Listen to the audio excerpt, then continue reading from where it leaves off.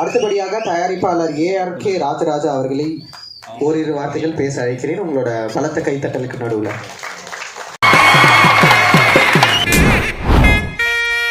இந்த இனிய மாலை வேளையில் ஊடக மற்றும் பத்திரிகை தொலைக்காட்சி நண்பர்களுக்கு என் பணிவார்ந்த வணக்கங்களை தெரிவித்துக் கொள்கிறேன்.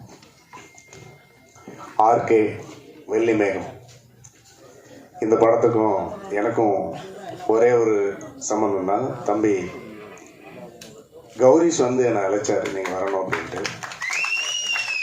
வந்த பின்னால நிறைய சம்பந்தம் ஆயிடுச்சு. இப்போதைக்கு அவர் இயக்குனர் சைனு சவக்காடன் பேசும்போது ஒரு தொடர்பு உருவாயிடுச்சு. மக்கள் செல்வன் விஜய் சேதுபதி அவர்களை பற்றி, அவரை போய் பார்க்க போனதை பற்றி சொல்லியிருந்தார். உண்மையிலே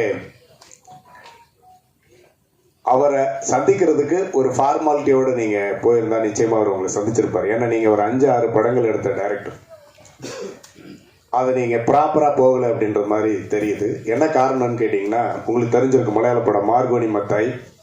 அந்த படத்தை சத்யன் தெரியும் இல்லையா? சத்யன் அவருக்கு தெரிஞ்சிருக்கும், அவருக்கு ப்ரொடியூசர் கூட தெரிஞ்சிருக்க வாய்ப்பு இருக்குது. சத்யம் ஆடியோ ஓனர் சத்யன் தான் தயாரித்தார். அந்த படத்தை தமிழ் ரைட்ஸ் நான் தான் வாங்கினேன்.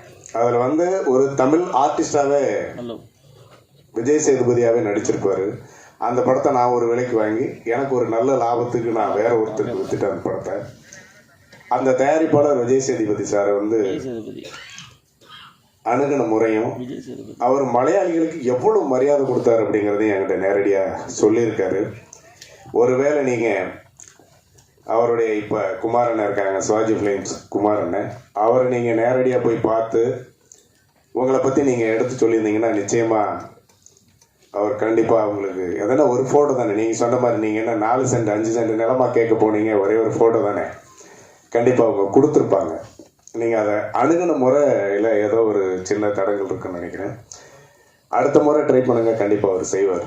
செய்கிறதுக்கான வாய்ப்புகள் இருக்குது. ஆனால் நம்ம நினைக்கிற நேரத்துக்கு அவங்க வரணும்னு நினைக்காம நம்ம அவங்களுக்கு ஒரு நேரம் கொடுத்து கண்டிப்பாக அணுகுனா செய்வாங்க. என்னென்னா, ஒரு காலகட்டத்தில் போராடினாங்க சினிமாவில், அடுத்து வந்த காலகட்டத்தில் அவங்க புகழ்பெற்ற நடிகர்கள் ஆகிட்டாங்க.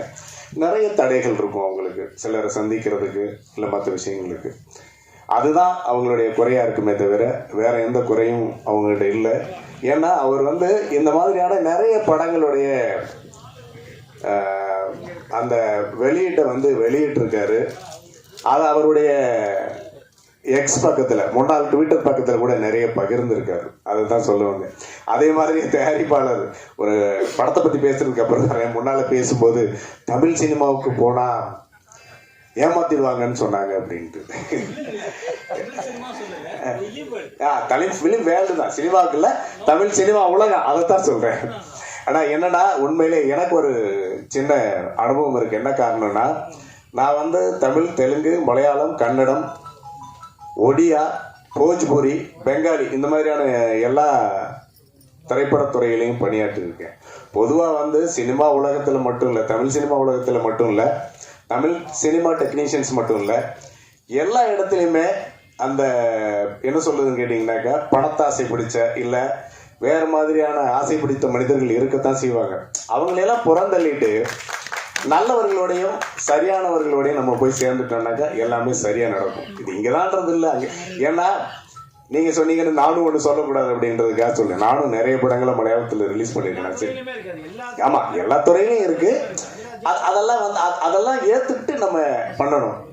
அதுக்கப்புறமா மற்ற விஷயங்களை தாண்டிட்டு படத்தை பற்றி வந்துடுவோம். இந்த படத்தில் எனக்கு பாடல்கள் ரொம்ப பிடிச்சிருந்தது. அந்த மியூசிக் டைரக்டருக்கு அவருக்கு நான் உங்கள்கிட்ட ஓசி அவர் சால் வாங்கி அவருக்கு போட நினைக்கிறேன். அந்த மியூசிக் டைரக்டர் வர சொல்லி ரொம்ப அற்புதமாக போட்டிருந்தாரு. அதை இயக்குனர் ரொம்ப நல்லா எடுத்திருந்தார்.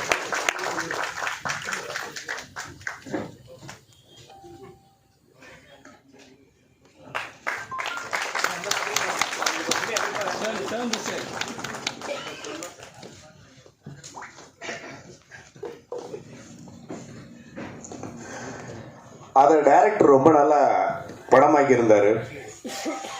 எனக்கு ஒரு ஆச்சரியமா இருந்த விஷயம் என்னன்னு கேட்டா, எங்க கூட ரொம்ப நெருக்கமா பழகிட்டு இருக்கிற அதுவும் இல்லாமல் என்னுடைய ரெசி மீடியா மேக்கர்ஸில் ஒரு முதலீட்டாளராக இன்வெஸ்டராக இருக்கக்கூடிய கௌரீஷ் வந்து டான்ஸ் ஆடி இருக்காப்புல இந்த படத்தில்.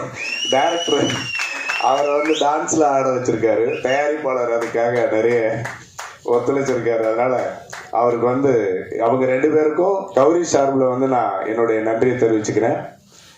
தேங்க்யூ சார், ரொம்ப நல்லா பண்ணியிருக்கீங்க. எல்லா பாடல்களும் நல்லா இருக்கு, ட்ரெய்லர் நல்லா இருந்தது. அப்புறம் இந்த படத்தில் வந்து ஒரு நடிப்பு அரக்கன் நடிச்சிருக்கான்.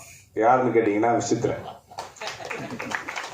வர வர நிறைய படம், ஒரு சமீபத்தில் நிறைய படங்கள் பார்த்துட்டுங்க. அந்த படங்களில் பார்த்தீங்கன்னாக்க அந்த கதாபாத்திரமாக அப்படியே மாறி போயிடுறாப்புல. இனிமே வந்து தமிழ் சினிமாவில் ரொம்ப மிக முக்கியமான நடிகர்களுடைய பட்டியலில் வந்து விசித்திரன் வந்துருவார்னு நினைக்கிறேன். ஆமா, இந்த பாடல் கூட அவருக்கு தயாரிப்பாளருக்கு எவ்வளவு பெரிய மனசு பாருங்க. விசித்திரனுக்கு ஒரு பாட்டு கொடுத்துருக்காரு, டைரக்டர் அதை பிரமாதமா எடுத்திருக்காரு. டைரக்டர் சார், விசித்திரன் சார்பிலே உங்களுக்கு என்னுடைய தேங்க்ஸ் சார். பெண் இருக்கீங்க, அந்த பாடல் எனக்கு ரொம்ப பிடிச்சது, நல்லா இருக்கு. எல்லா பாடல்களுமே நல்லா இருக்கு. பர்டிகுலரா விசித்திரனோட சாங் ரொம்ப நல்லா இருக்கு, செமையா நடிச்சிருக்காப்ல. ஆனா வீட்டுல அடி வாங்குவாப்லன்னு நினைக்கிறேன். வாங்குவாரு கண்டிப்பா. ரொம்ப நல்லா இருக்கு உண்மையிலே. ஆமா, ரொம்ப நல்லா பண்ணிருக்காப்ல. ஆனா கண்டிப்பா அடி வாங்குவாரு நினைக்கிறேன் வீட்டுல. வந்திருக்காங்களா? சரி விட்டுருங்க, ரொம்ப நல்லா நடிச்சிருக்காரு. அப்புறம் இந்த இதுல ரொம்ப ரொம்ப முக்கியமா குறிப்பிட்டு சொல்ல வேண்டியது, உங்க பேர் என்ன? வினிதா ரமேஷ். ஒரு தொகுப்பாளர் வந்து தூய தமிழ்ல அற்புதமான தமிழ் கவிதைகளை சொல்லி எல்லாரையும் வரவேற்கிறதும் இதை வந்து முன்னெடுக்கிறதும் ரொம்ப பெருமையா இருக்கு. உங்களுக்கு என்னுடைய என்னங்க, நீங்க வேற, நாங்கெல்லாம் வந்து என்னன்னாக்க ஹியூமனிஸ்டுங்க. கரெக்டா சொல்லுதுன்னா மனிதனை, அதாவது பெரியாரிஸ்ட் மாதிரி கடவுள் நம்பிக்கை ஏற்றவர்கள் நாங்க, மனிதர்களை மதிக்கிறோங்க. காலையில விழாது இங்க பிடிக்காது. தமிழ் பேசும்போது நிறைய பேர் வந்துட்டு இப்போல்லாம் வந்து நான் வந்து தூர்தர்ஷனில் வந்து பணிபுரிகிறேன். தூர்தர்ஷன் கேந்திராவில் கிட்டத்தட்ட 10 ஆண்டுகளாக தொகுப்பாளனையாக பணியாற்றிட்டு இருக்கேன். ஆனால் ஒரு விஷயம் சொல்லணும், கண்டிப்பாக ஐ ஹாவ் டு டேரக்டருக்கு நிஜமாக நான் வந்து தேங்க் பண்ணணும். எனக்கு வந்து நிறைய ஆப்பர்ச்சுனிட்டி கொடுத்தாங்க. நிஜமாக இந்த இடத்துல எனக்கு பேச வாய்ப்பு கொடுத்ததும் அவர் தான். So thank you sir. அப்படியா?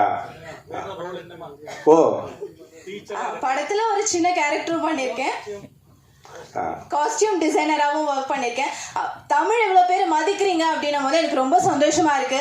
அதை ஒரு சார் வந்து நின்று அதை கவனிச்சு சொல்லும் போது எனக்கு நிஜமா பெருமையா இருக்கு. நன்றி சார்.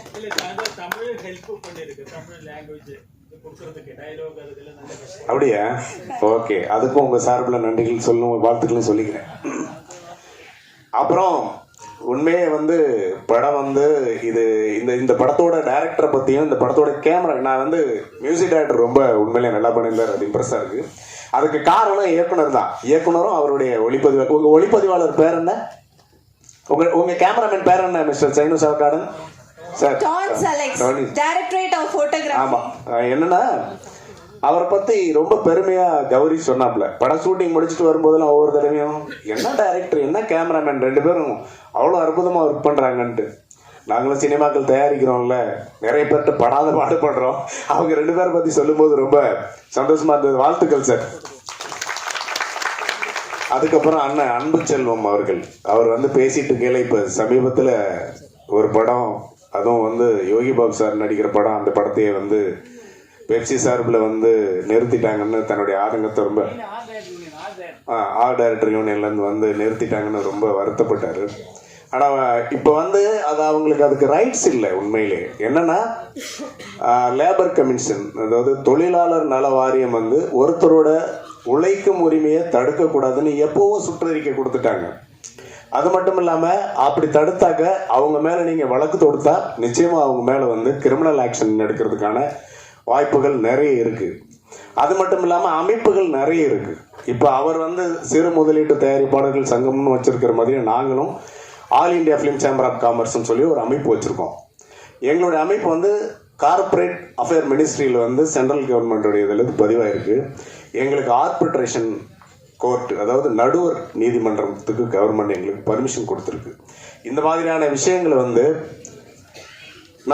நம்ம சார்பில் வந்து சொன்னா நமக்கு கோர்ட்லயே இடம் கொடுப்பாங்க. கோர்ட்லேயே நமக்கு இடம் கொடுப்பாங்க. நாங்கள் அதை வந்து விசாரிக்கிறதுக்கு வாய்ப்பு இருக்குது. அது மட்டும் இல்லாமல் இந்த படத்தில் வந்து இந்த மேடைக்கு என்ன கூப்பிட்டதுக்காக என்னால் முடிஞ்ச உதவி ஏதாவது செய்யணும் அப்படின்னா நிச்சயமாக இந்த படத்துக்கு வந்து அவங்களுடைய வியாபாரம் சம்மந்தப்பட்ட விஷயத்துக்கு நேரடியாக நாங்கள் வாங்கி அதை விற்க முடியாது. அதை வந்து செய்கிறதுக்கு யார் யார் எங்கெங்கே வழி இருக்கோ அந்த வழிகளை நான் தம்பி கௌரீஷ் மூலமாக அவங்களுக்கு காட்டுறேன். அதை எப்படி அணுகணும்னு நான் அவங்களுக்கு உதவுறேன். அப்படி ஒரு வாய்ப்பு வந்து இப்போதைக்கு உருவாயிருக்கு. என்னென்னா சிறு முதலீட்டு படங்களை வந்து எந்த ஓடிடிலையும் வாங்குறதில்ல, எந்த தொலைக்காட்சிகளும் வாங்குறதில்ல. அது எல்லாருக்குமே தெரியும். பர்டிகுலராக அண்ணன் அன்புசெல்வன் அவர்களுக்கு தெரிஞ்சிருக்க வாய்ப்பு இருக்குது. நம்ம வச்சிருக்கிற அமைப்பின் மூலமாக ஒரு படம் எடுக்க வரக்கூடிய முதலீடு செய்யக்கூடிய தயாரிப்பாளர்களுக்கு ஏதாவது ஒரு வகையில் உதவணும். இப்போதைக்கு 2 கம்பெனி வந்திருக்காங்க. அந்த 2 கம்பெனியில் ஒரு கம்பெனி கொச்சினில் தான் இருக்குது, கேரளாவில் தான் இருக்குது. அது சம்மந்தப்பட்ட விஷயங்களை நான் கௌரிஷ்ட கொடுக்குறேன். ப்ரொடியூசர் பிஜி ராமச்சந்திரன் அவர்கள் தானே? நீங்கள் நேரடியாக கொச்சியிலே அவங்கள நேரடியாக கான்டாக்ட் பண்ணி உங்களுடைய படத்தை அவங்களுக்கு காட்டுங்க. அந்த படம் அவங்களுக்கு பிடிச்சிருந்தா கண்டிப்பாக அந்த படத்தை அவங்க வாங்குறதுக்கான வாய்ப்பு இருக்குது. நிறைய படங்கள் வாங்கியிருக்காங்க. அது மட்டும் இல்லாமல் இதுக்கு முன்னால் வந்து ஜி டிவியில் வந்து ரொம்ப முக்கியமான பொறுப்பில் இருந்த ஒருத்தர் வந்து இப்போ தனியாக இந்தியா முழுவதுக்குமான ஒரு ஓடிடி சேனல் ஓப்பன் பண்ணி அவங்களும் படங்கள் வாங்கிட்டு இருக்காங்க. நிறைய படங்கள் வாங்கியிருக்காங்க. உங்கள் படங்களை நீங்கள் நேரடியாக அவங்கள அப்ரோச் பண்ணுறதுக்கான வாய்ப்புகளை நான் உருவாக்கி கொடுக்குறேன். அவங்களோட நேரடியாக நீங்கள் தொடர்பு வச்சுக்கிட்டு நேரடியாக பேசி உங்கள் படத்தை அவங்களுக்கு கொடுங்க. கண்டிப்பாக படம் நல்லா இருந்துச்சுனாக்கா அவங்க வாங்குவாங்க. இந்த படம் மாபெரும் வெற்றியடைய என்னுடைய வாழ்த்துக்களை தெரிவித்துக் கொள்கிறேன். நன்றி, வணக்கம்.